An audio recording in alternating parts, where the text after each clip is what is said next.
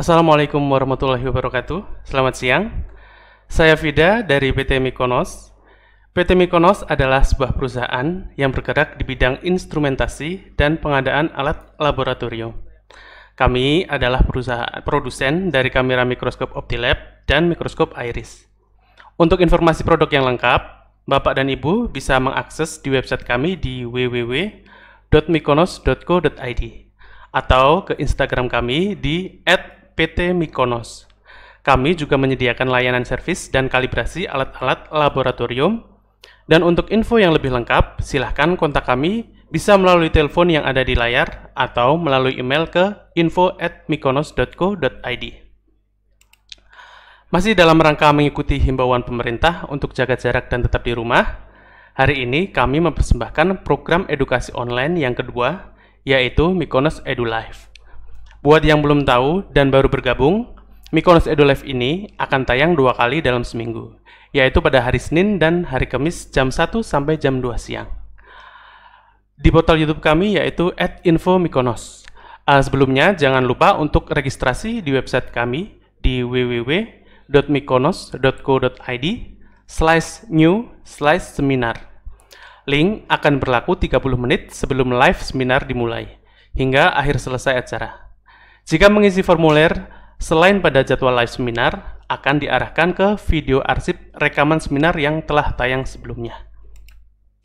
Program ini bertujuan untuk memberikan informasi yang lengkap terkait alat-alat yang biasa digunakan di laboratorium, sehingga Bapak dan Ibu dan teman-teman semua bisa tetap produktif dan mendapat ilmu selama masih di rumah.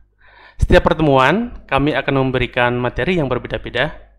Materi pada hari ini adalah masih kelanjutan dari materi sebelumnya. Kemarin kita sudah belajar untuk maintenance bagian optik dari mikroskop. Dan hari ini kita akan coba memperbaiki bagian-bagian non-optik dari mikroskop, yaitu bagian mekanik meliputi knop fokus, tabung prisma, dan penjepit preparat.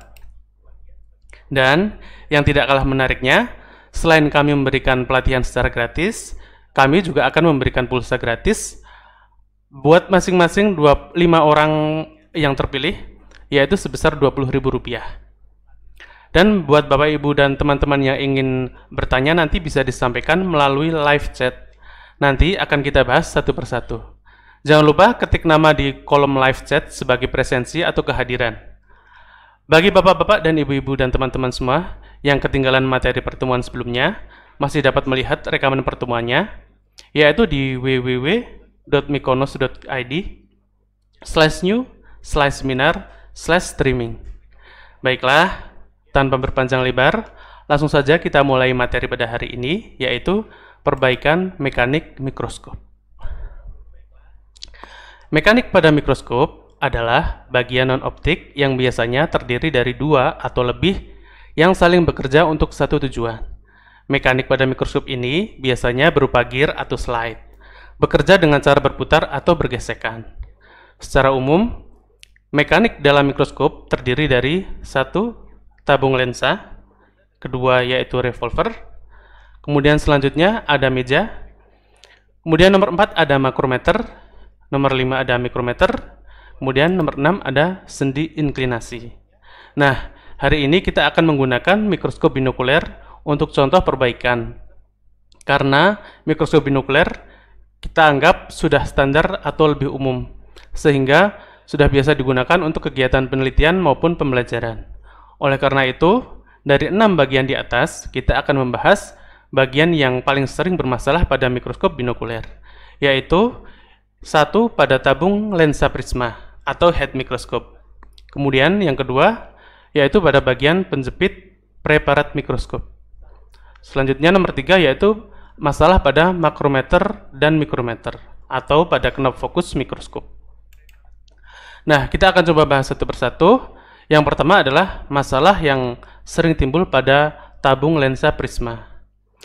Penyebab masalah pada tabung lensa prisma ini biasanya disebabkan oleh 4 hal, yaitu yang pertama, debu atau kotoran yang menempel pada bagian lensa prisma.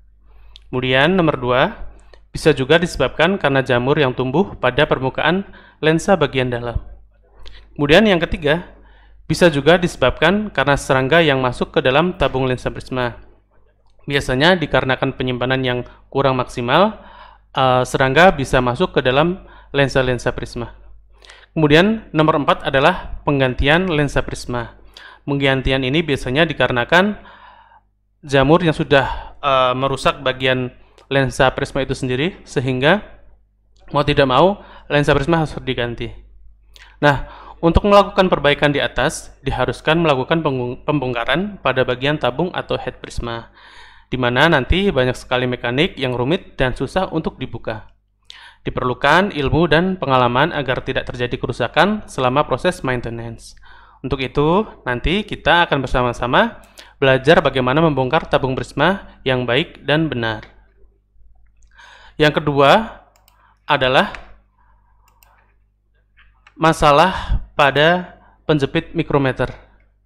Nah, pada bagian stage atau daerah meja mikroskop terdiri dari beberapa fungsi mekanik. Nah, di antaranya adalah tuas penggerak X dan Y yang menggerakkan preparat ke samping, ke kanan dan kiri atau maju ke depan dan ke belakang. Kemudian ada penjepit preparat yang berfungsi untuk mengamankan preparat itu sendiri. Kemudian yang terakhir adalah mechanical condenser. Nah, pada tuas penggerak adalah masalah yang paling kompleks karena dia di sana banyak sekali bagian-bagian yang rumit dan banyak sekali part-part yang memang saling terkombinasi. Untuk itu, kerusakan pada masalah tuas penggerak ini bisa dimasukkan, dikategorikan ke dalam servis berat, sehingga sebenarnya perlu waktu tersendiri untuk membahas dan mempraktekannya.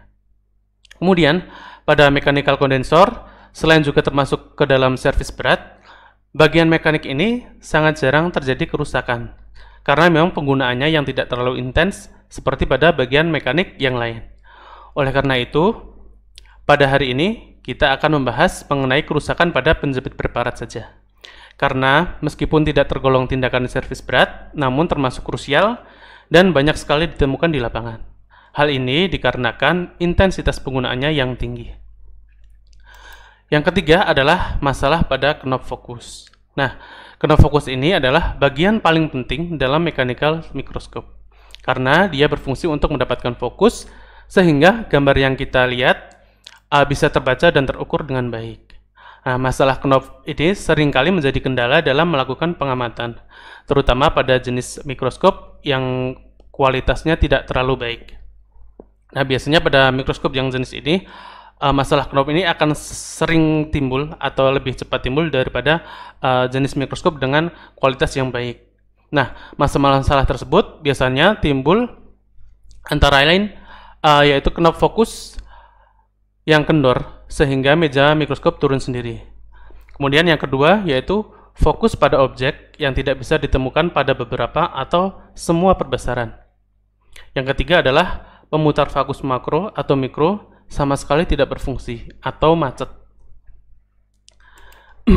Nah, ketiga masalah tersebut akan kita coba bahas satu persatu dan langsung mempraktekannya agar Bapak dan Ibu dan teman-teman semua lebih jelas dan paham. Sehingga harapannya ketika mempraktekannya sendiri tidak akan menemui kesulitan dan melakukan kesalahan yang fatal. Sebelum kita melakukan proses maintenance dan service ini, kita membutuhkan alat-alat yang harus disiapkan terlebih dahulu. Alat-alat tersebut diantaranya adalah yang pertama, standar obeng ukuran standar, obeng set, bisa seperti ini atau yang lain. Ini obeng ini berisi obeng plus dan minus dengan ukuran standar. Kemudian yang kedua yaitu kunci set L yang kecil. Seperti ini, bentuknya kurang lebih ukurannya dari 3 mili sampai paling kecil 0,71. Kemudian yang kedua ada obeng set yang kecil. Kita juga membutuhkan obeng seperti ini. Kalau tadi kita sudah menggunakan obeng yang standar atau besar, kita juga butuh obeng yang kecil. Kemudian selanjutnya kita juga membutuhkan tang gem atau tang buaya. Sebenarnya bisa model apa saja, cuman untuk model tang yang dengan ujung panjang seperti ini akan mempermudah kita untuk melakukan beberapa bagian pada mikroskop. Selanjutnya, kita juga butuh cairan pelumas karena kita akan melakukan maintenance pada mekanik. Tentu saja kita membutuhkan cairan pelumas. Nah, salah satu cairan pelumas yang bisa kita gunakan adalah cairan pelumas semprot seperti ini. Mereknya nggak harus ini. Yang penting dia adalah yang penting adalah minyak pelumas untuk mesin atau untuk mekanik. Kemudian selanjutnya setelah cairan pelumas adalah set pembersih lensa. Nah, set pembersih lensa ini kita gunakan ketika kita akan melakukan pembersihan pada lensa prisma mikroskop. Jadi setelah lensa prisma kita bongkar, untuk membersihkannya kita menggunakan set pembersih lensa. Adapun set pembersih lensanya, untuk teman-teman yang baru gabung bisa dicek materi sebelumnya. Di situ kita sudah menyiapkan set pembersih lensa itu terdiri dari apa saja. Nah, itu bisa kita pakai lagi untuk melakukan maintenance pada lensa prisma kali ini. Kemudian setelah itu kita juga butuh kain atau koran sebagai alas. Saya menggunakan kain seperti ini, kain yang lembut, nanti hanya digunakan untuk alas. Kemudian setelah itu kita juga membutuhkan tisu yang lembut. Kemudian setelah tisu kita juga butuh cutter, kemudian pinset, kemudian tempat baut kalau misalnya ada. Kalau tidak ada, yang penting teman-teman bisa menggunakan kertas, kemudian diberi kotakan, kemudian ditulis ini baut A, baut B, baut C. Karena nanti pada pembongkaran mekanik di mikroskop banyak sekali baut-baut. Nah, supaya tidak tercampur, bisa ditempatkan di tempat-tempat baut tersendiri atau dengan menggunakan kertas yang sudah kita kotak-kotakin supaya tidak tercampur dan kita tidak kesusahan untuk menempelkannya kembali. Kemudian setelah tempat baut, kita membutuhkan yang terakhir adalah alat pelindung diri. Nah, alat pelindung diri ini bisa terdiri dari sarung tangan karet seperti ini. Kemudian kita juga butuh masker. Kemudian bisa menggunakan kacamata. Nah, untuk kali ini karena saya hanya akan mendemonstrasi, saya hanya akan menggunakan sarung tangan. Karena kalau saya menggunakan masker, nanti suara saya akan tidak terlalu jelas. Jadi nanti saya akan menggunakan sarung tangan untuk pelindung diri.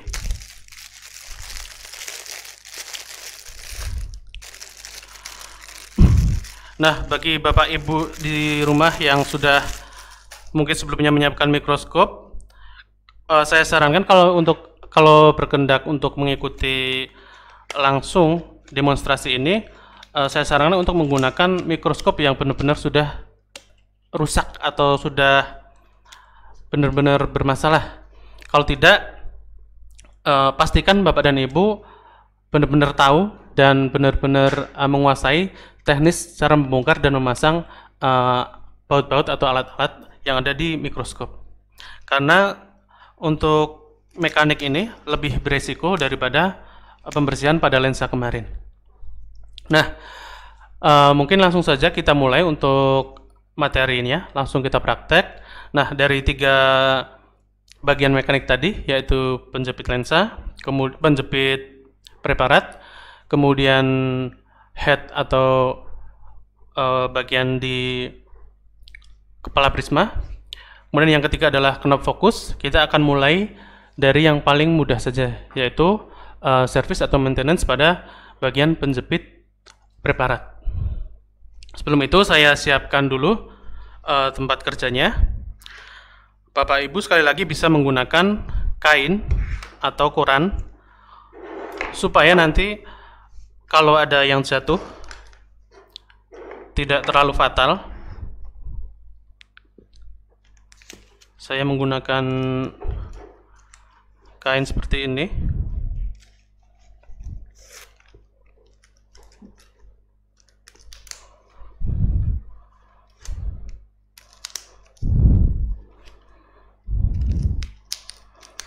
Nah, setelah meja siap, pasang yang kedua ya, pastikan Bapak Ibu nanti ketika melakukan pembersihan atau pembongkaran, usahakan tidak terlalu pinggir dari meja.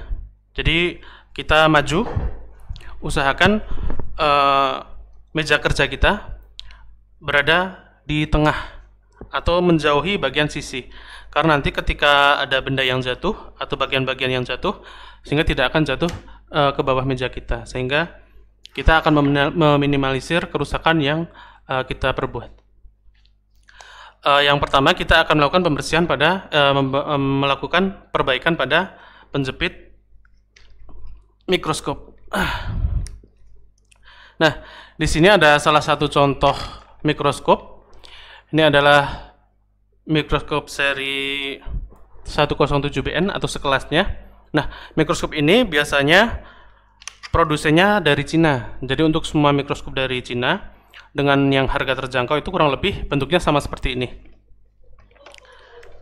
Hanya yang saya perlihatkan di depan ini adalah seri yang lama, sehingga pada bagian penjepitnya ini berbeda dengan seri yang terbaru. Namun untuk mekanis dan mekanisnya kurang lebih sama, hanya bentuknya yang berbeda. Nah, di sini saya akan coba melepas. Kita menggunakan bantuan tang jepit ini.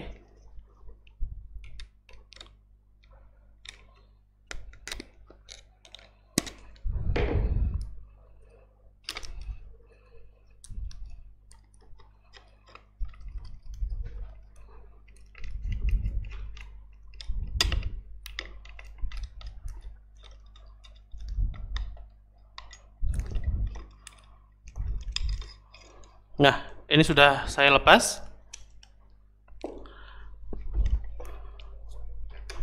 Nah,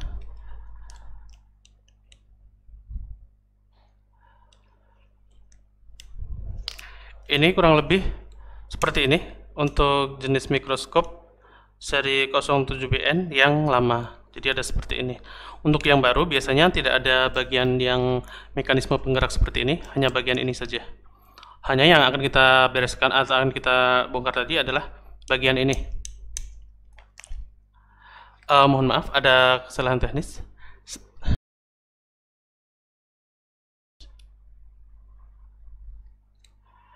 Baik, mohon maaf. Tadi terjadi sedikit kesalahan teknis di server kami. Saya lanjutkan. Jadi untuk yang baru bergabung, bahwa tadi saya sudah membongkar bagian penjepit pada pada mikroskop seri 107BN yang lama. Nah, ini bagian penjepitnya rusak seperti ini. Nanti akan kita coba bongkar. Saya coba lepas dulu dari bagian yang lain supaya nanti kita lebih mudah untuk proses perbaikannya. Ini sudah saya lepas. Nah, berhubung ini adalah seri yang lama, dan untuk yang seri lama ini berbeda dengan seri mikroskop yang baru, maka saya akan nyoba satu lagi untuk kita bongkar supaya nanti Bapak dan Ibu, teman-teman semua, ketika di lapangan atau di tempat Bapak Ibu mempunyai mikroskop yang serinya sama seperti ini atau beda, tidak akan bingung. Saya akan coba bongkar satu lagi. Itu adalah untuk seri yang baru.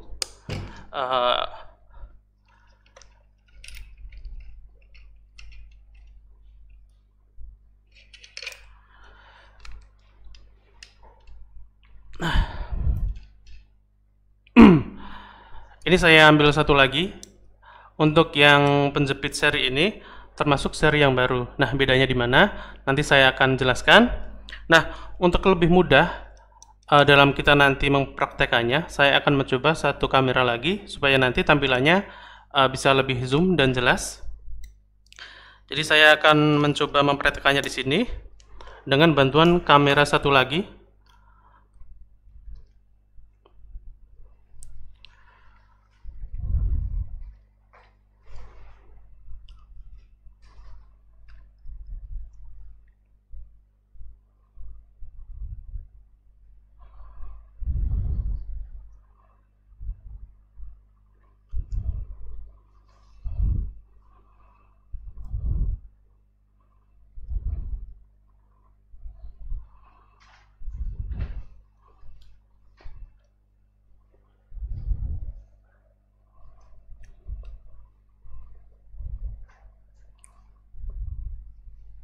Nah, Bapak Ibu bisa dilihat di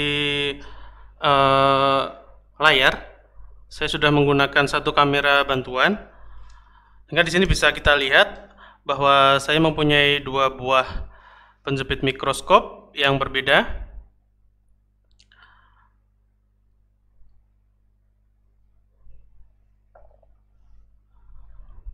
Nah, saya paskan di sini saja biar tidak terlalu susah. Nah, yang pertama ini yang tadi saya sebut adalah seri untuk penjepit yang baru. Nah, bedanya seperti apa? Sekilas sama saja. Yang membedakan adalah di bagian di baliknya sini. Untuk yang seri baru, itu di sini ada satu mata obeng. Hanya terdiri dari satu baut. Nah, yang lama, ini yang seri lama, itu dia terdiri dari dua. Nah, ini bisa dilihat ada dua mata baut. Nah, meskipun fungsi dan konsepnya sama, tapi karena ada dua baut tadi, nanti untuk pembongkaran dan untuk reparasinya berbeda. Nah, ini seperti yang saya tadi bilang, dia rusak. Nah, ini akan kita coba bongkar yang seri yang lama dahulu. Caranya yaitu, pertama kita lepas dulu bagian baut ini. Dua-duanya kita lepas. Hati-hati, ingat selalu untuk kita menyimpan bautnya supaya tidak hilang karena bautnya sangat kecil. Nah, setelah itu kita bisa lihat di bagian dalam sini. Ini adalah kawat pegas. Bagian dalamnya seperti ini, seperti obat nyamuk. Ini adalah kawat pegas. Seperti ini bentuknya. Nah, kawat pegas ini yang memantulkan atau mengembalikan gerakan dari penjepit ini. Jadi penjepit ini bisa balik lagi kalau kita tekan karena ada pegas ini. Nah, pegas ini di sini ada dua ujungnya, ada ujung yang tertekuk seperti ini ke atas dan ke bawah. Nah, ini adalah yang akan mengunci di bagian bodi penjepitnya ini. Nah, caranya adalah yang pertama kita pasang dulu bagian penutupnya ini seperti ini. Setelah terpasang seperti ini, kita pasang juga bagian kawat pegasnya.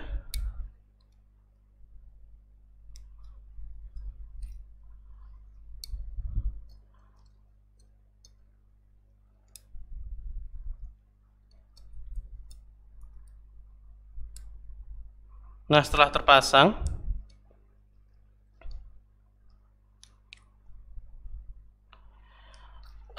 kita kemudian memasangkan bagian penutup atasnya. Untuk bagian pegas yang tertekuk ini, nanti kan kita masukkan ke bagian lubang yang di sisi ini. Ini kalau Bapak dan Ibu kelihatan, ada lubang kecil. Itu adalah lubang untuk dimasukkannya sisi dari pegas yang satunya.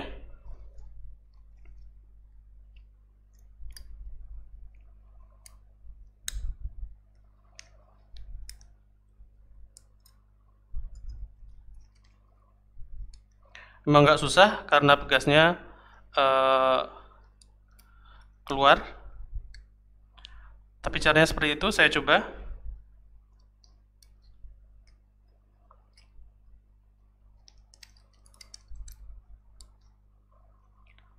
Setelah pas kita tekan, kemudian bisa diputar.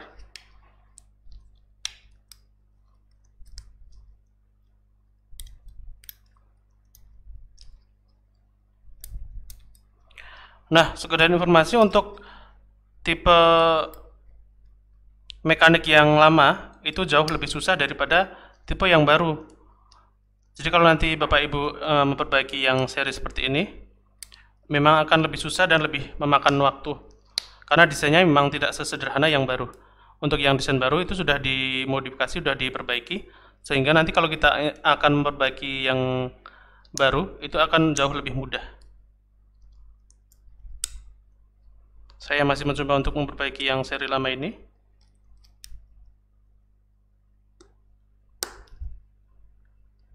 Nah, setelah saya tekan seperti ini, saya masukkan bautnya ke lubang baut yang tadi.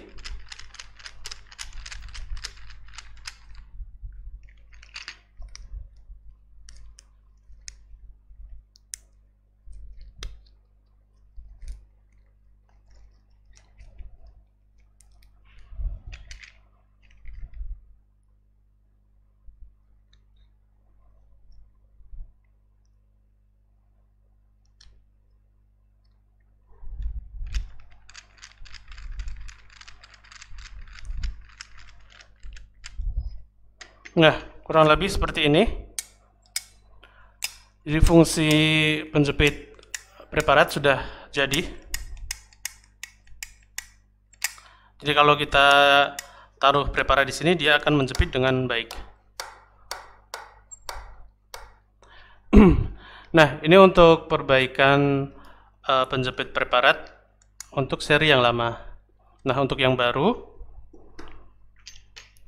di sini seperti tadi sudah kita bahas, di bawahnya, bagian bawahnya hanya ada satu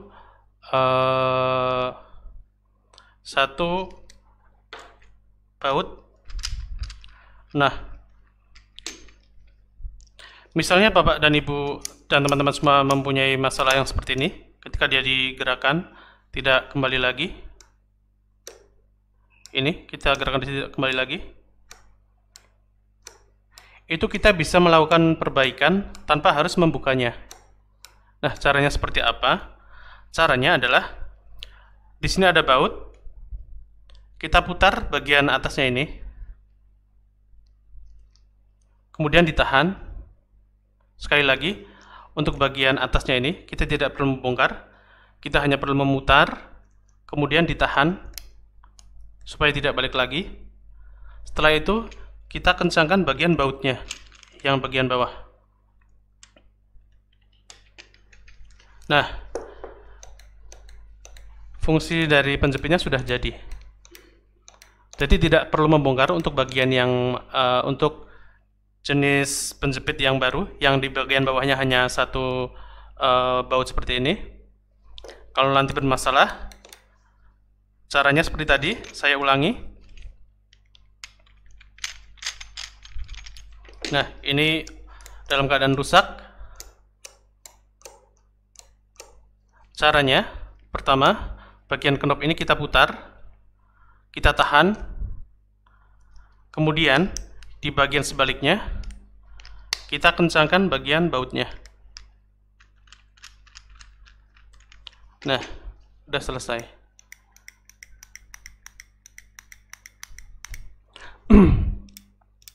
Nah, baik, Bapak dan Ibu, kurang lebih seperti itu untuk proses perbaikan dari mekanik penjepit preparat, baik yang seri lama maupun yang seri baru. Nah, yang harus diperhatikan ketika nanti Bapak Ibu ingin melakukan pembongkaran pada mikroskop, selalu pastikan alat yang digunakan sesuai. Jadi kalau nanti Bapak Ibu mempunyai obeng seperti ini, obengnya yang ternyata pas kita coba untuk melakukan pembongkaran terlalu kecil atau terlalu besar, jangan dipakai, jangan dipaksa. Karena kalau kita paksakan akan merusak bagian mata dari obeng ini, mata dari baut ini, sehingga bautnya akan loss. Dan kalau loss kita akan kesusahan untuk membongkarnya, atau sama sekali nanti akibatnya tidak bisa dibongkar. Jadi sebelum Bapak Ibu menggunakan obeng, pastikan ukurannya pas. Caranya bisa ketika kita masukkan di bautnya, kita gerakan, dia mengunci dengan kuat, itu artinya dia sesuai. Kalau kita gerakan dia ikut berputar, berarti dia tidak sesuai. Kita harus menggunakan obeng lain yang sesuai. Nah, Untuk yang pertama, perbaikannya mungkin sampai segini. Saya lanjut ke perbaikan yang kedua, yaitu perbaikan pada knob fokus, yaitu fokus besar atau fokus kecil.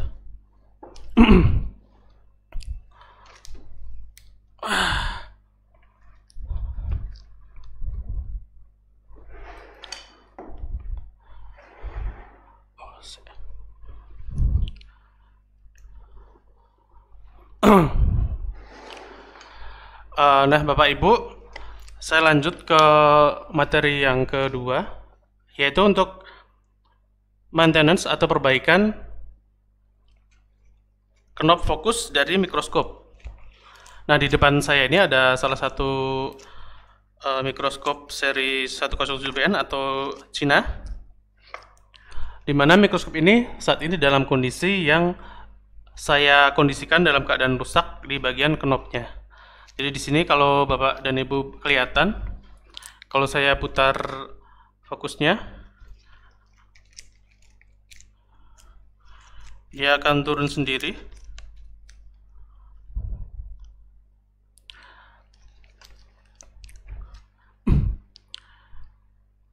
Ini kalau kita naikkan, dia akan turun sendiri.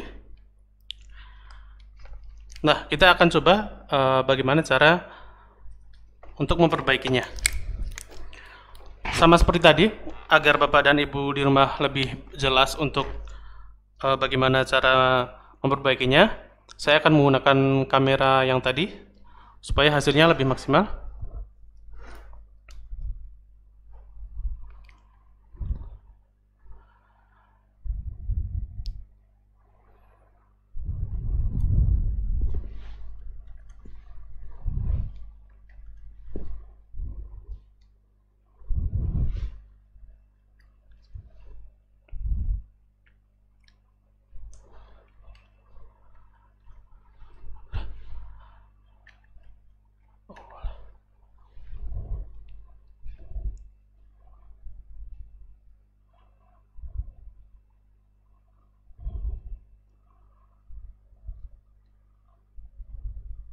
Nah, baik, di layar Bapak dan Ibu semua bisa dilihat saya mempunyai mikroskop.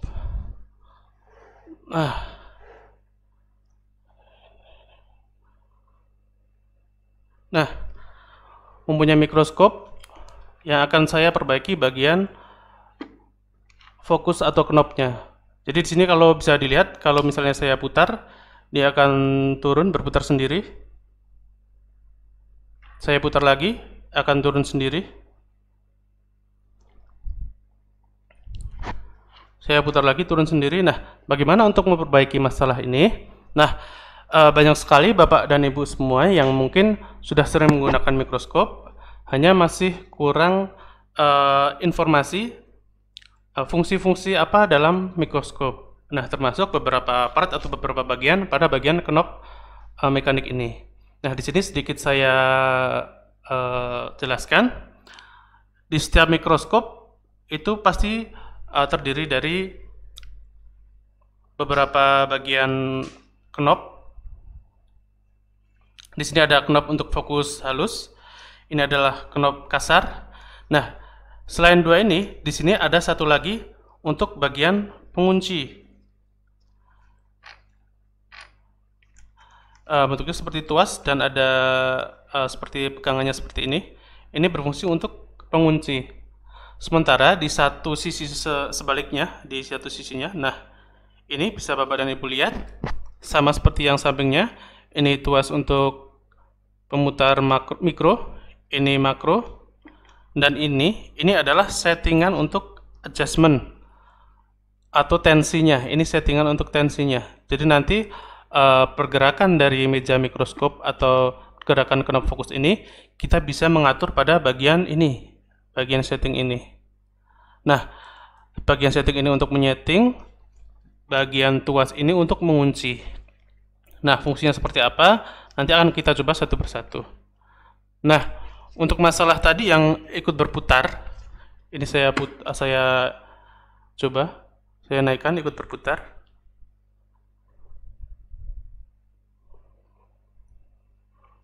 Nah, caranya adalah Bapak dan Ibu tidak usah membongkar bagian knob ini. Kita hanya perlu mengaturnya pada bagian tensi ini, ring tensi ini. Ini bisa kita putar ke atas dan ke bawah. Nah, untuk melakukan perbaikan supaya dia tidak turun lagi, kita bisa memutarnya ke bawah seperti ini. Ini kalau diputar ke bawah, dia akan menekan bagian knob fokus besar ini, sehingga knob fokus akan terhenti dan tidak akan turun lagi. Ini saya coba untuk berputar-putar, dia tidak turun lagi. Kalau masih turun, kita kencangkan lagi. Seperti ini. Kalau kita memutarnya terlalu keras, knob fokusnya akan berat. Jadi kita bisa sesuaikan sesuai dengan kebutuhan kita selama meja mikroskop tidak turun lagi dan kita nyaman untuk menggunakan knob fokus ini. Nah, sekali lagi kita untuk memperbaiki meja yang turun lagi adalah dengan memutar knob pengatur ini ke bawah. Nah, hal ini berlaku sebaliknya. Ketika Bapak Ibu mempunyai knob fokus kasar yang terlalu berat, itu bisa Bapak dan Ibu setel di bagian knob ini juga.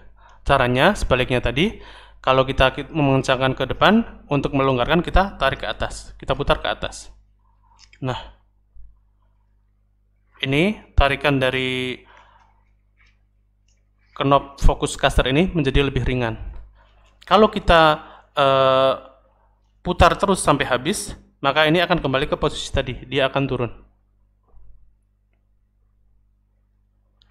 Nah, jadi seperti itu Bapak-bapak dan Ibu-ibu untuk memperbaiki meja yang turun sendiri atau knob fokus yang berputar. Bapak Ibu bisa dicoba di sini. Nah, sebenarnya ada masalah lagi, beberapa masalah di mana pemutar mikro ini dia bisa berputar sendiri. Cuman untuk kasus ini nanti kita harus membongkar total semua bagian dari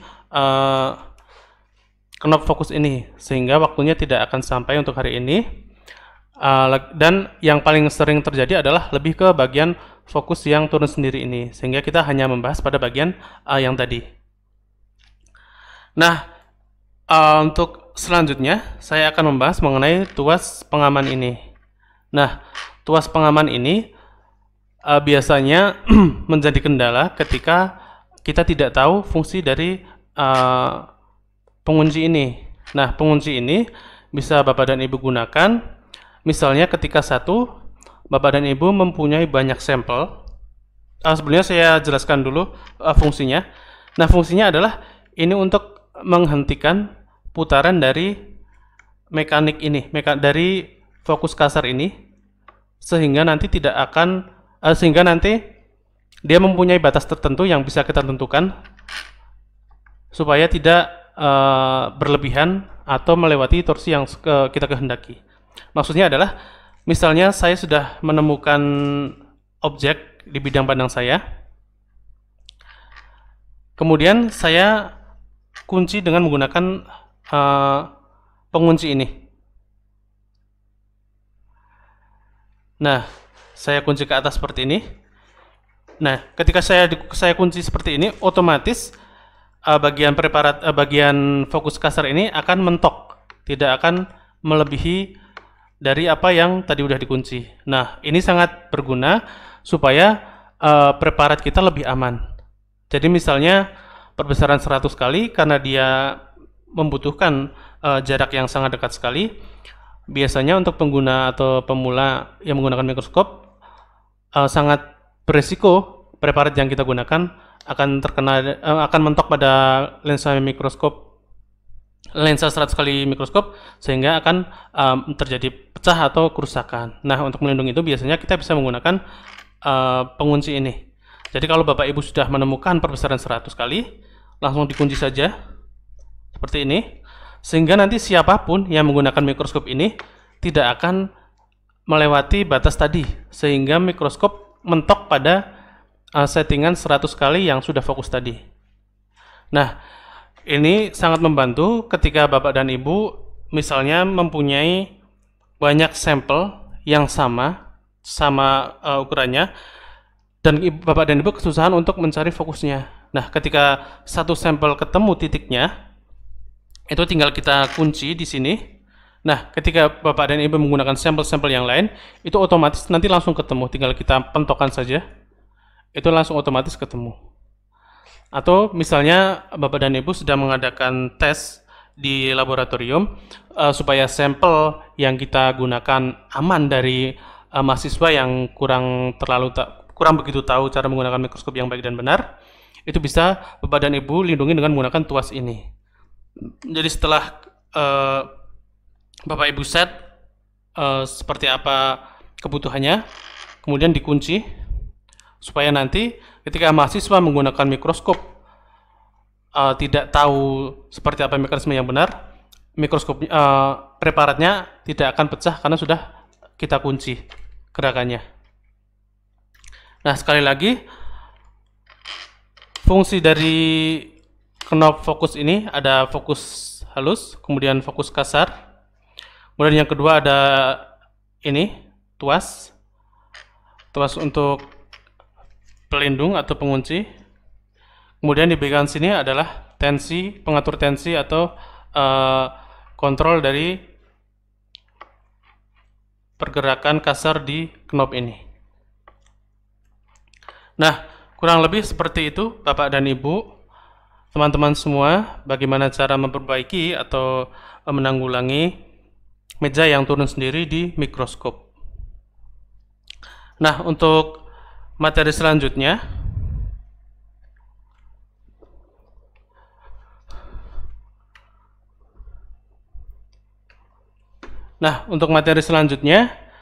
yaitu kita akan melakukan pembongkaran lensa prisma.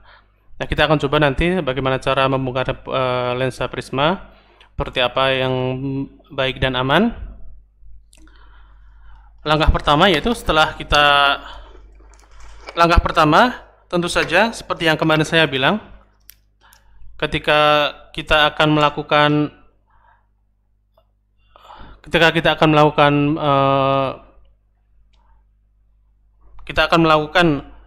penyelesaian masalah, kita harus tahu dulu di mana masalah itu. Nah, caranya seperti yang kemarin saya bilang, sebelum kita melakukan pembersihan atau pembongkaran pada lensa prisma, kita pastikan dulu bahwa lensa prisma memang harus dibongkar. Nah, kemarin seperti saya bilang, saya ulangi lagi, langkah yang pertama yaitu kita bisa mengecek kotorannya dengan cara kita melakukan pembesaran 100 kali tanpa ada spesimen atau objek. Kemudian kita lihat menggunakan mata. Ketika kita melihat kotoran, kita putar lensa objek okuler kita. Ketika lensa okuler itu ikut berputar, berarti kotorannya pada lensa okuler. Ketika kita melihat ada kotoran, kemudian kita putar lensa okulernya tidak berputar, kita putar bagian lensa objektifnya. Ketika lensa objektifnya ikut berputar, berarti yang kotor adalah bagian lensa objektif. Nah, yang ketiga, ketika kita putar lensa okulernya, ternyata kotorannya masih tetap, kita ganti lensa objektifnya, kotorannya juga masih, berarti kita bisa memastikan bahwa kotorannya adalah pada bagian lensa prisma. Nah, kalau sudah pasti seperti itu, baru kita boleh melakukan pembongkaran pada lensa prisma. Nah, caranya adalah setelah kita mengetahui kotorannya, kita lepas bagian lensa prisma, kita lepas bagian tabungnya.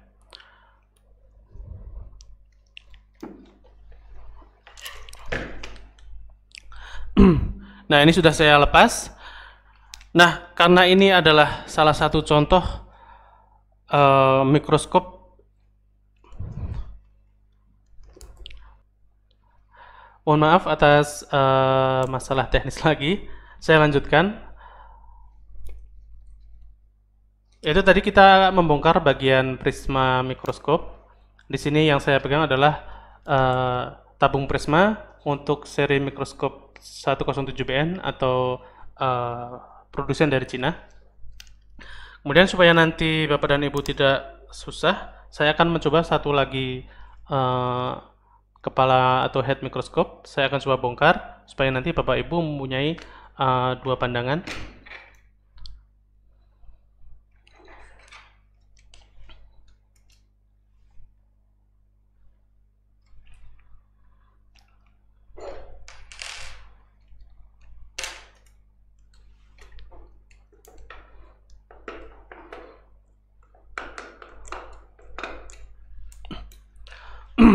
Nah, ini ada satu jenis head mikroskop lagi.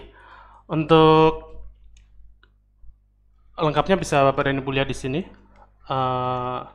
Ini berbeda dari bentuk dan desainnya. Saya pakai kamera meja lagi supaya nanti lebih jelas penampakannya.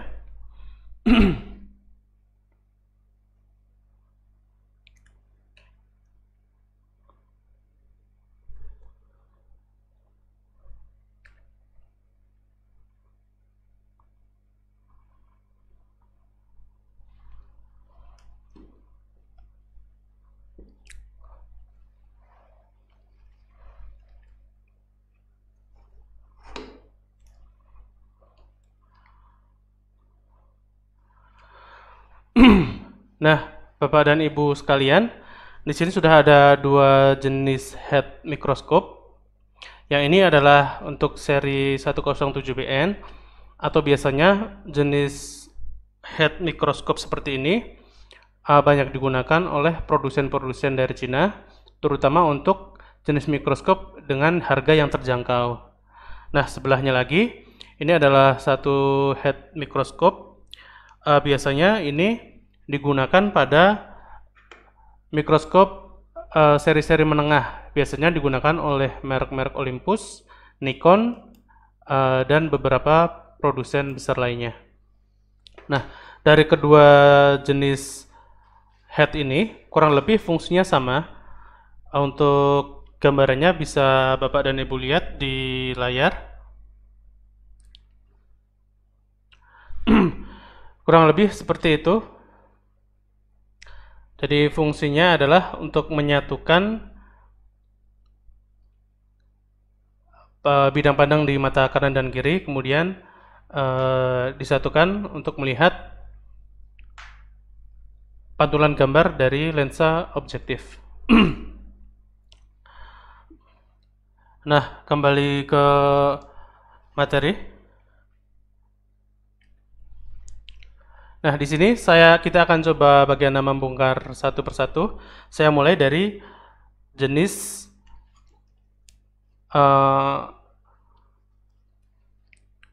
tabung lensa untuk yang tipe ini. Tipe yang biasanya digunakan oleh produsen Olympus dan beberapa merek yang lain. Nah, caranya adalah untuk tipe ini ketika kita melakukan pengecekan kotoran pada mikroskop, kita harus memastikan di mana letak kotorannya. Apakah tampak kotorannya di sebelah kanan atau di sebelah kiri mata? Jika kotoran tadi yang kita cek ternyata berada di bagian kanan mata, berarti nanti yang bermasalah bisa jadi pada bagian kanan ini saja. Jika kotorannya terletak pada bagian kiri saja, berarti bisa jadi nanti pada bagian ini. Nah, jika kotornya terlihat pada kedua bidang pandangan mata, berarti nanti bisa terlihat pada bagian sini. Karena dari lensa prisma ini, nanti dia di sini ada lensa yang berfungsi untuk meneruskan penglihatan dari mata kiri, kemudian di sini ada lensa yang berfungsi untuk meneruskan penglihatan lensa kanan, dan di sini ada satu lensa yang bernama beam splitter. Dia berfungsi untuk menyatukan dua gambar ini menjadi satu bidang di depan. Jadi kalau nanti kotornya ada di sebelah kanan, sekali lagi nanti kita hanya melakukan pembersihan bagian sini. Kalau sebelah kiri nanti kita akan bongkar bagian sini. Nah, caranya seperti apa? Yang pertama yaitu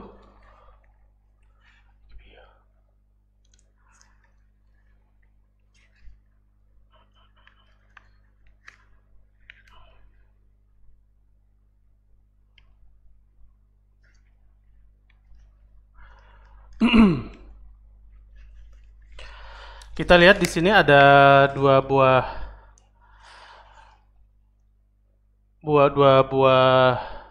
baut di sini. Ini bisa kita bongkar dulu. Kita bisa lepas.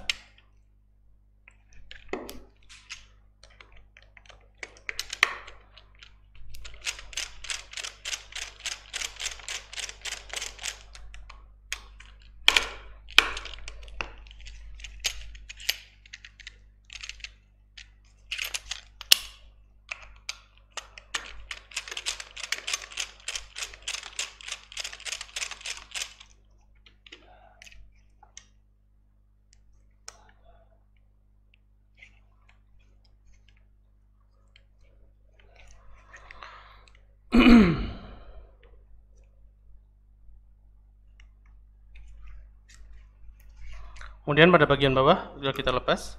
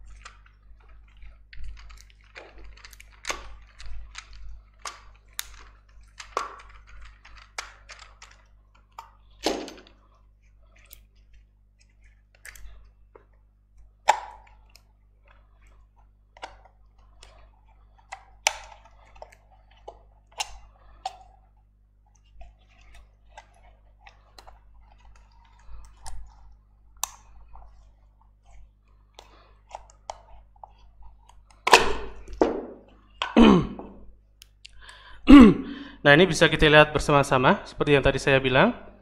Di sini ada lensa kanan, lensa kiri. Ini beam sturnya jadi satu. Seperti ini untuk penampakan di dalamnya. Nah, jika tadi seperti saya bilang kotorannya ada bagian tengah atau dua-dua dari tampilan mata bisa kelihatan kotoran, bisa jadi kemungkinan kotorannya berada di bagian ini. Jadi ini nanti kalau misalnya nanti kita menemukan kotoran seperti itu, kita akan membersihkan bagian ini. Tapi ya kalau hanya terlihat pada bagian kanan atau kiri, kita membersihkan bagian ini saja.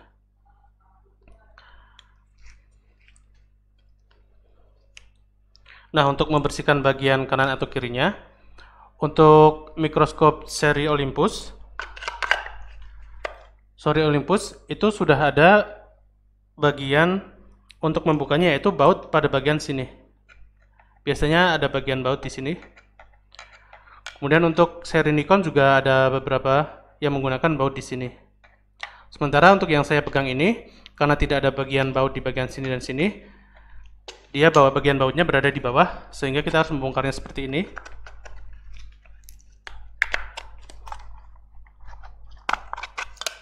Nah, bautnya baru akan terlihat pada bagian bawah sini. Nah, bagian ini akan kita bongkar, kita ambil bautnya supaya bagian cangkang dari atau pelindung dari lensa objektif ini, lensa prisma ini bisa kita buka.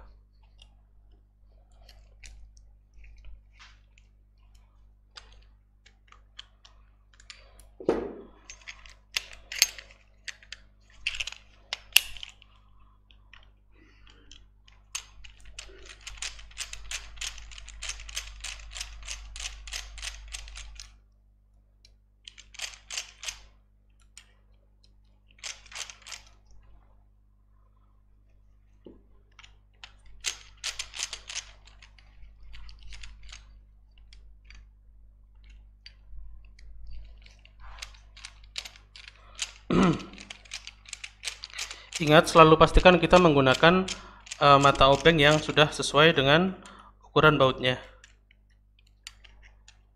supaya tidak terjadi kerusakan.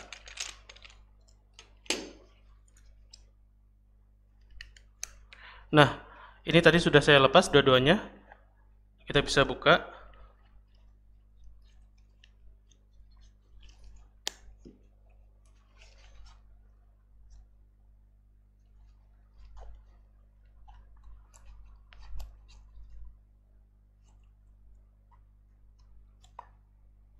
Hati-hati.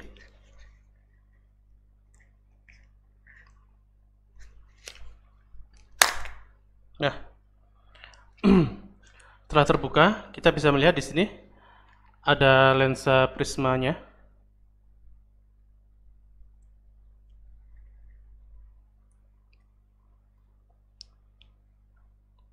Kalau bagian yang ini kita buka juga nanti sama, ada bagian lensa prismanya.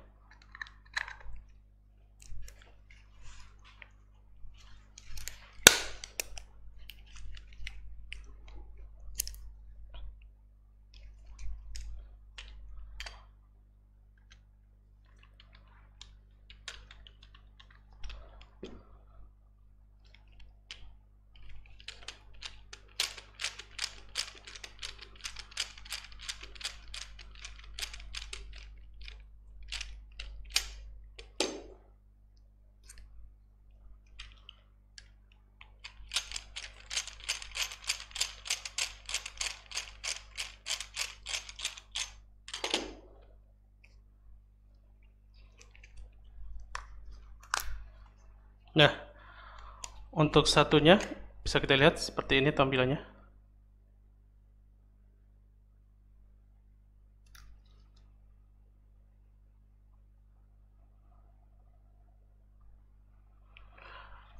Nah, jadi nanti ketika teman-teman atau Bapak Ibu semua nanti mempunyai masalah pada bidang pandang yang hanya pada bagian kanan, nanti kita bisa membersihkan bagian ini saja. Lensa ini, lensa prisma ini bisa kita kendorkan bagian penguncinya ini, kemudian kita ambil. Jika pada bagian kanan, kita bisa mengambil pada bagian ini. Ini ada penguncinya, seperti ini. Ini nanti bisa dibuka menggunakan kunci segi 6 seperti ini.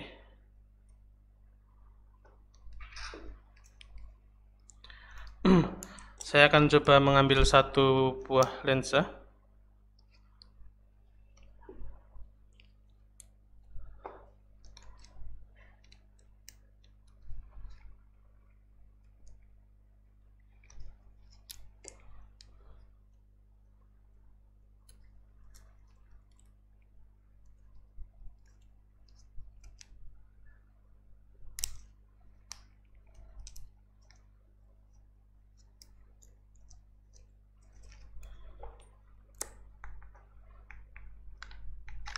Nah, setelah kita ambil nanti seperti ini.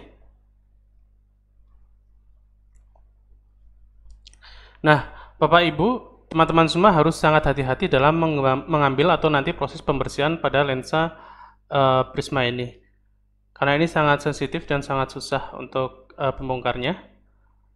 Sekali lagi, kita harus hati-hati, kita perhatikan bahwa dalam proses pembongkaran tadi kita jangan terlalu minggir dari meja kerja, kita usahakan di tengah, kemudian selalu megang bagian sisi dari lensa yang kita bongkar.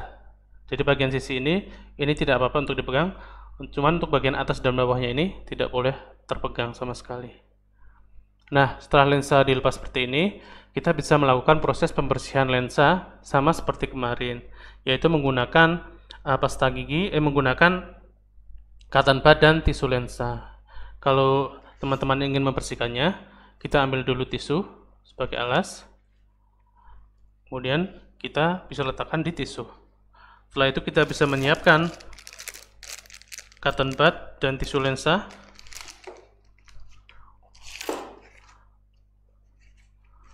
Untuk membersihkan bagian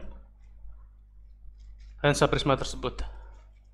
Ini adalah cotton bud yang sudah kita lapisi. Kemudian baru kita melakukan proses pembersihan pada lensa prisma tadi.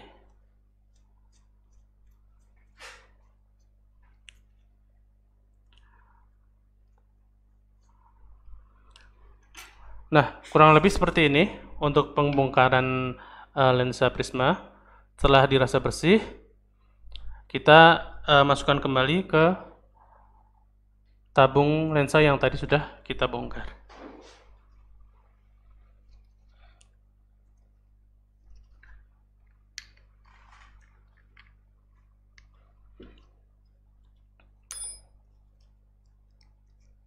Kemudian kita kencangkan lagi baut-baut yang tadi sudah kita kendorkan.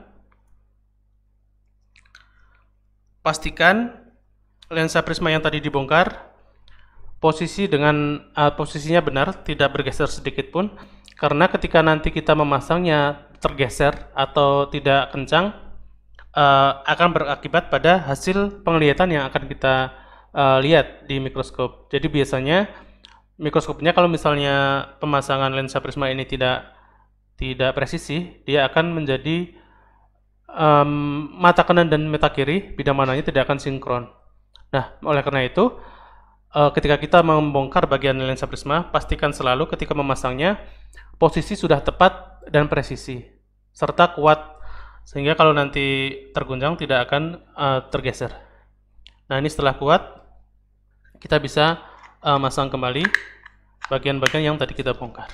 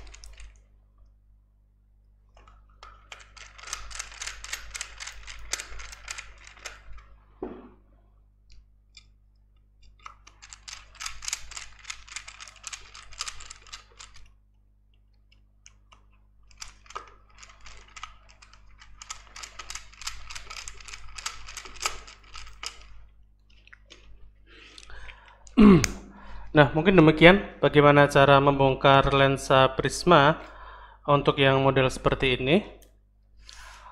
Untuk pembongkaran tabung prisma yang satunya, seri seperti ini, mungkin akan saya eh, tidak seperti tadi saya bongkar sepenuhnya, karena waktunya juga nanti akan sangat lama. Dan saya akan bongkar bagian-bagian atasnya dan saya tunjukkan bagian dalamnya saja. Nanti Bapak dan Ibu teman-teman biar bisa lebih berhati-hati untuk membongkarnya.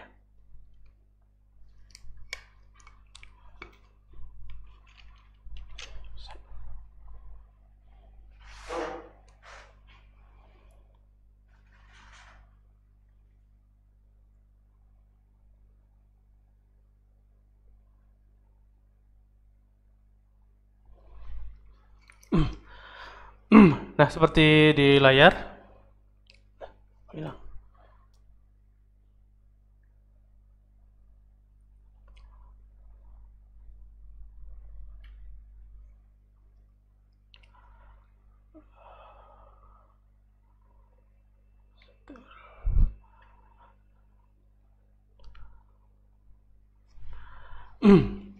Nah, di layar sudah ada eh, salah satu kembali mana itu, Pak?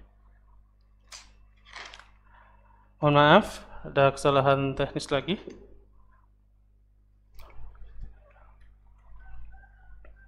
Nah, ini.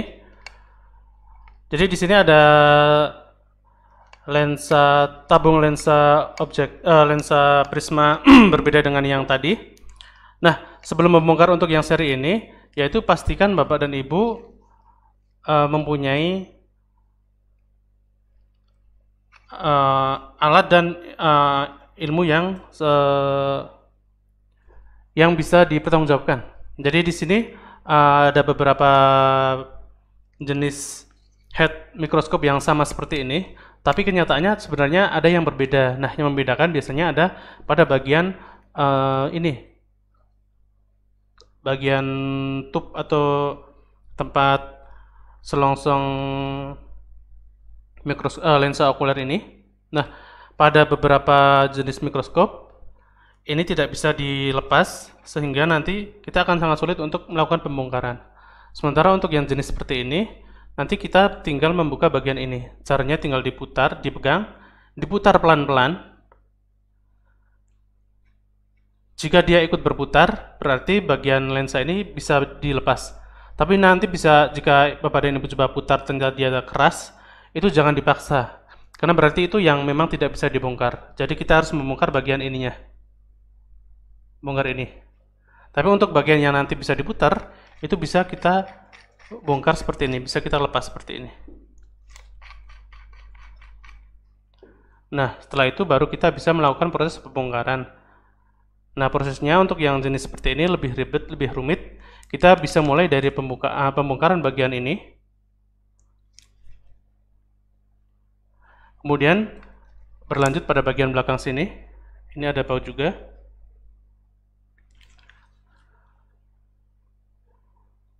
Nah, setelah itu baru kita bisa membongkar bagian dalamnya. Cuman sekali lagi karena waktu sekarang sudah jam setengah tiga, hampir jam setengah tiga, kemungkinan kalau kita melakukan pembongkaran ini waktunya tidak akan sampai. Jadi mungkin kita akan mulai diskusi saja di grup live chat. Mungkin masih sudah banyak yang hadir. Apabila nanti Bapak dan Ibu mempunyai pertanyaan terkait pembongkaran mekanik di lensa prisma ini, bisa nanti silakan hubungi ke nomor kami, nomor admin kami di layar yang Bapak dan Ibu lihat, bisa di bawah layar yang berjalan ya Ibu. Jadi mungkin untuk pembongkarannya lensa okuler saya cukupkan sampai di sini saja. Kita bisa lanjut ke diskusi supaya nanti waktunya bisa cukup dan pertanyaan dari Bapak dan Ibu semua bisa terjawab. Baik, saya lihat di live chatnya udah sangat banyak sekali. Bisa saya cek dulu. Mungkin ada yang ditanyakan oleh Bapak Ibu semuanya.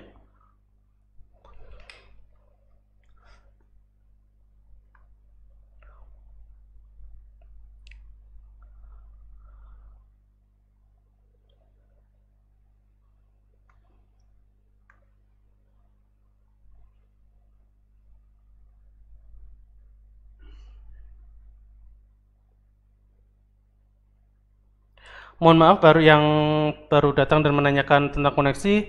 Ya memang dari tadi ternyata di tempat kami jaringan ada yang bermasalah beberapa kali sehingga proses streaming tadi kita mengalami beberapa kali off.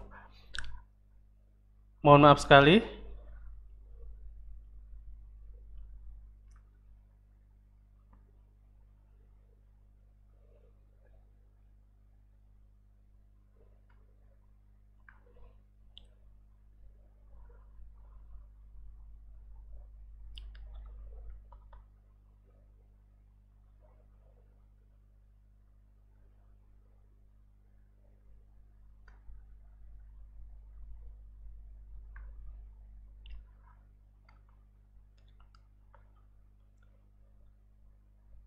Nah, ini ada pertanyaan dari Bapak Kois dan Muklis Explore.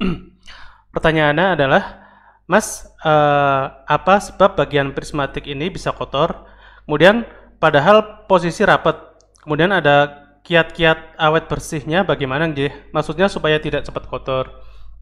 Nah, buat Bapak Kois atau Pak Muklis, memang lensa ini sangat tertutup sebenarnya. Cuman yang jadi kendala adalah biasanya di tempat kita adalah perawatan mikroskop yang kurang standar atau tidak bagus. Jadi biasanya mikroskop di beberapa tempat itu yang sering kita temui di lapangan itu tidak tertutup dengan benar, kemudian tidak disimpan di tempat yang seharusnya atau di lemari mikroskop, sehingga kadang debu masih bisa masuk ke celah-celah. Kemudian kadang ketika kita melakukan pembersihan pada bagian lensa okuler, misalnya kita di sini ada lensa okuler, kemudian kita membersihkan, kita lepas, kita tidak menutup lensa ini, lubang lensa ini. Harusnya ketika kita akan membersihkan lensa okuler, kita lepas, kita langsung menutup dengan tisu seperti ini, sehingga kotoran tidak akan masuk. Nah, hal ini kadang biasanya yang menyebabkan timbulnya kotoran berupa debu. Kemudian untuk kotoran masalah yang lain bisa disebabkan karena jamur. Nah, kalau jamur ini biasanya murni karena proses penyimpanan yang kurang maksimal. Biasanya kita sudah menyimpan dengan cara ditutup, kemudian di tempat di lemari, hanya suhu di dalam lemari ternyata lembab atau di bawah 5 derajat Celcius di bawah suhu kamar, sehingga jamur bisa tumbuh dan bisa merusak atau mengotori bagian lensa prisma. Kemudian untuk tips-tipsnya supaya awet, seperti yang materi kemarin Pak, jadi kita selalu menyimpan mikroskop dengan cara ditutup dan usahakan tidak tempat untuk kain atau plastik penutupnya transparan sehingga cahaya tetap bisa masuk sehingga mikroskop tidak dalam keadaan lembab. Kemudian ketika disimpan di lemari penyimpanan selalu diberi penghangat. Kalau tidak lemari khusus, misalnya lemari penyimpanan biasa yang menggunakan kayu, bisa Bapak menggunakan lampu penghangat supaya suhu di dalam hangat atau naik sekitar 5 derajat Celcius dengan menaruh satu buah lampu 10 watt untuk 1-4 mikroskop. Nah, dalam kondisi ini biasanya karena suhu ruang itu hangat atau di atas suhu ruang, jamur tidak akan tumbuh atau kotoran tidak akan masuk atau lebih awet. Kurang lebih seperti itu jawaban untuk Bapak Muklis. Terima kasih atas pertanyaannya. Saya lanjut ke pertanyaan yang selanjutnya. Ini ada Pak Suharti Yohanes. Kalau menurut saya sangat riskan membersihkan prisma. Betul sekali Pak, untuk pembersihan lensa prisma ini sangat riskan. Karena itu dari kemarin kita selalu menyarankan Bapak dan Ibu sekalian untuk yang tidak mempunyai keahlian atau tidak mempunyai background teknik, itu sangat kami tidak menyarankan untuk melakukan pembersihan sendiri. Dan ini bisa dilakukan pembersihan ke mekanis-mekanis yang ada di tempat kerja atau di perusahaan Bapak dan Ibu sekalian, atau bisa dialihkan ke pihak kedua seperti tempat kami Mikonos atau tempat-tempat servis yang lain yang memang dia kredibel untuk proses pembersihan bagian prisma ini, karena memang sangat berisiko seperti tadi yang Bapak Yohanes bilang. Baik, selanjutnya saya cek dulu.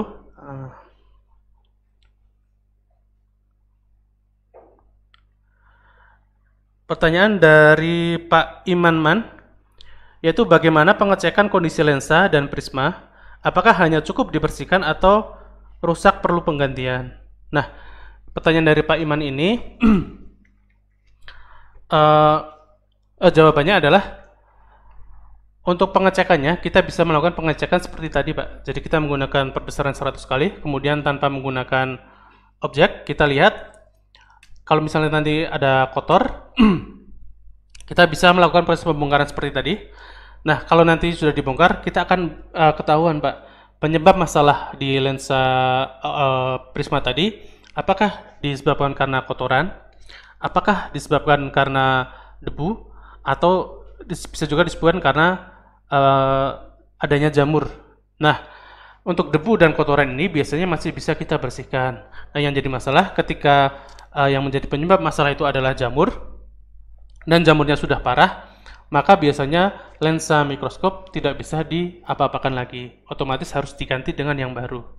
Jadi, untuk jawaban Bapak, untuk pengecekan seperti tadi, kemudian hanya cukup dibersihkan atau dipergantian tergantung kondisi dari lensa prisma itu sendiri. Kalau memang masih bisa dibersihkan, masih bisa kita gunakan, cukup dengan pembersihan. Kalau misalnya tidak bisa dikarenakan pengeroposan atau penurunan kualitas dari lensa ini, maka harus kita ganti dengan yang baru. Begitu mungkin Bapak untuk jawaban dari pertanyaannya. Saya lanjut ke pertanyaan yang lain.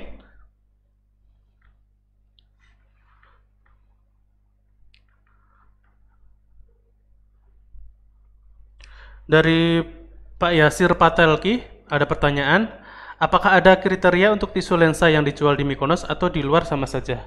Nah, untuk tisu lensa itu semua sama, hampir semua sama saja, Pak. Yang membedakan adalah merek dan kualitasnya.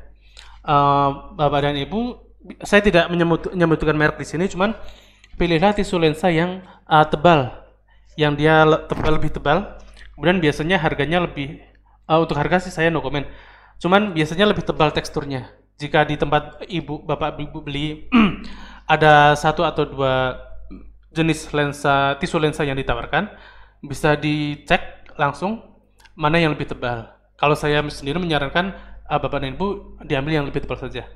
Karena ada beberapa merek dengan harga yang sangat murah sekali, ternyata bagian dalamnya atau per lembar dari lensa tisunya ini sangat tipis, sehingga kurang maksimal untuk pembersihan. Jadi kalau yang di Mykonos dan di luar itu sama saja, Pak.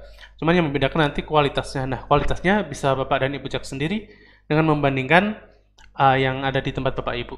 Atau yang penting terasa tebal, tidak terlalu tipis. Itu bisa.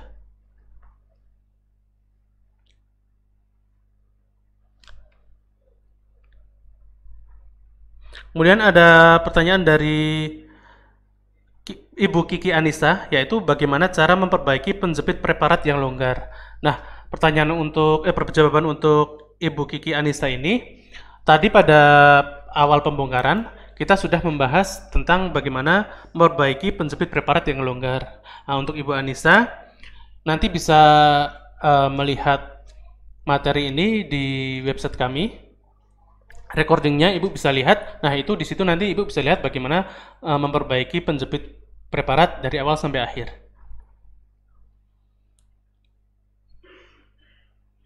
Kemudian ada pertanyaan lagi dari Bapak Atin Heru. Suhu ruangan sebaiknya berapa supaya terhindar dari jamur dan apakah perlu AC? Untuk suhu ruangan, sebenarnya kalau Bapak Ibu menggunakan mikroskop hanya ditempatkan di ruangan, kita tidak merekomendasikan. Jadi tetap harus menggunakan lemari penyimpanan. Nah, lemari penyimpanan itu kita naikkan suhu 5 derajat dari suhu ruang, sehingga untuk kisarannya sekitar 38 atau mohon maaf saya lupa. Yang jelas dinaikkan cukup menggunakan satu buah lampu 10 watt tadi, menggunakan lampu halogen atau lampu pijar supaya lampunya hangat. Kemudian kalau perlu AC atau tidak, jika hanya diletakkan di ruangan, itu cukup menggunakan AC bisa. Hanya yang harus diperhatikan, AC-nya harus selalu menyala. Karena jika menggunakan AC, kemudian mati hidup, ketika kondisi lensa dalam kondisi dingin karena AC, kemudian dimatikan, biasanya akan timbul embun di dalam lensa. Nah, ini yang berbahaya. Yang berbahaya adalah ketika menggunakan AC kemudian tidak full, karena penggunaan AC ini dingin, biasanya akan timbul embun. Nah, ketika embun ini bercampur dengan partikel debu atau partikel udara, itu bisa menimbulkan jamur atau kotoran pada lensa itu sendiri.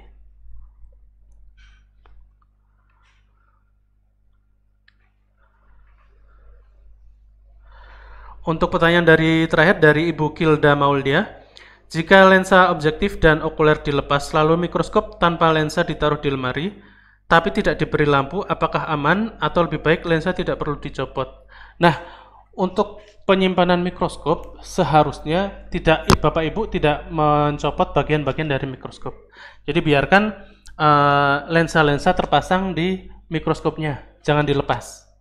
Kecuali memang jikalau ada bagian-bagian yang rusak yang mengharuskan lensanya diambil, itu boleh, tapi tetap harus ditutup. Tapi jika tidak ada kerusakan atau keadaan yang mengharuskan lensa dilepas, Bapak dan Ibu jangan melepas bagian-bagian lensa dari mikroskop ketika disimpan.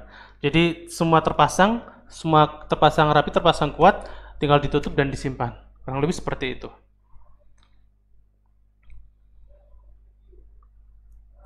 Kemudian ada pertanyaan lagi dari Ibu Nurul Ain.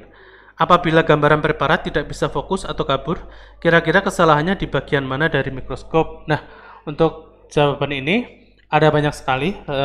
Bisa disebabkan karena lensa prisma atau lensa objektif, bisa juga karena lensa okulernya. Cuman biasanya kalau untuk kasus yang disebabkan ngeblur atau tidak fokus, itu disebabkan karena lensa objektifnya. Biasanya lensa objektif yang Ibu pakai, bagian depannya tertutup oleh kotoran atau minyak imersi, sehingga gambar yang dihasilkan gambarnya kabur atau berkabut atau tidak jelas. Nah, nanti bisa Ibu cek kalau misalnya di bagian lensa objektifnya tidak ada kotoran atau tidak masalah, bisa dicek di bagian lensa yang lainnya. Kalau misalnya masih tidak ada masalah, bisa jadi kualitas penangkapan lensa objektif Ibu sudah berkurang, jadi harus diganti. Sebelum mengganti, tapi dipastikan Ibu mencoba menggunakan lensa objektif dengan perbesaran yang sama dari mikroskop yang lain. Jika dengan lensa yang lain bisa tertangkap kamera, berarti bisa tertangkap gambarnya, berarti memang lensa objektif yang Ibu punya sudah menurun kemampuan kualitas lensanya. Jadi memang harus diganti. Kurang lebih seperti itu untuk jawabannya. Kemudian ada pertanyaan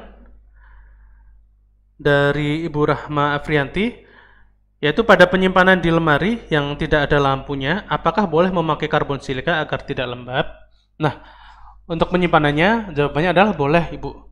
Boleh, Ibu, jika tidak ada memang di lemarinya tidak memungkinkan diberi penerangan lampu atau penghangat lampu, Ibu bisa menggunakan silika gel.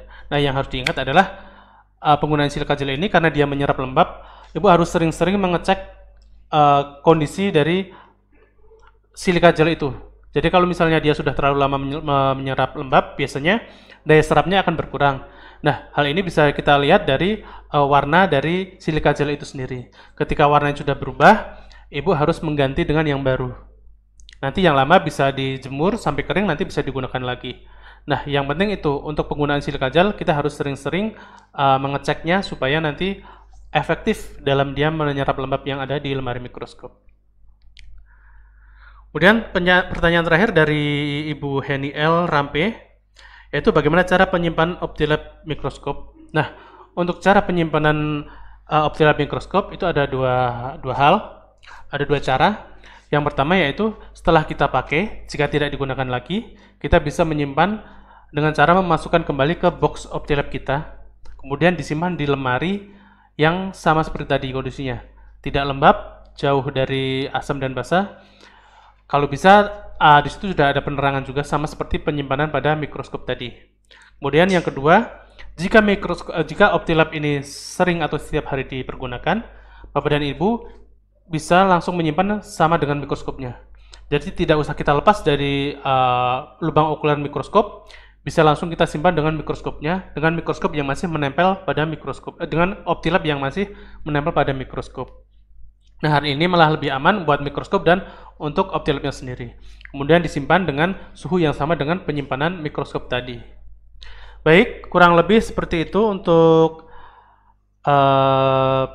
tanya jawab untuk hari ini. Saya kira beberapa pertanyaan sudah saya jawab. Apabila masih ada yang kurang jelas atau kurang maksimal, nanti bisa hubungi admin kita. Nanti akan kita bantu jawab langsung. Nah, mungkin sampai di sini dulu untuk Mykonos EduLive kali ini. Semoga ilmu yang kita dapat bisa bermanfaat. Kita akan bertemu lagi di hari Senin pada jam yang sama, mulai dari jam 1 sampai jam 2 siang. Nah, di pertemuan selanjutnya kita akan membahas materi mengenai servis bagian elektrik atau kelistrikan mikroskop. Jangan lupa untuk share info live streaming kami ke rekan-rekan yang lain, serta follow IG kami di @pt_mykonos untuk update informasi yang lebih lengkap dan lebih update. Kemudian sekali lagi acara ini gratis, tidak dipungut biaya sepeser pun. Nah, sebelum diakhiri, saya akan umumkan siapa pemenang giveaway pada kali ini. Untuk pemenang yang pertama yaitu jatuh kepada Ibu Rahma Afrianti. Silakan kepada Ibu Rahma Afrianti bisa kontak ke admin kami untuk mendapatkan pulsa sebesar 20.000. Kemudian yang kedua,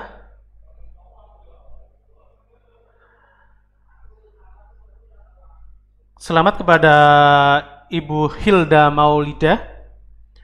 Silakan kontak ke admin kami. Kemudian selanjutnya, yang ketiga, kepada Bapak Suhardi Yohanes. Selamat, Bapak bisa menghubungi admin kita. Kemudian kepada Pak Yasir Patelki. Selamat untuk Pak Yasir.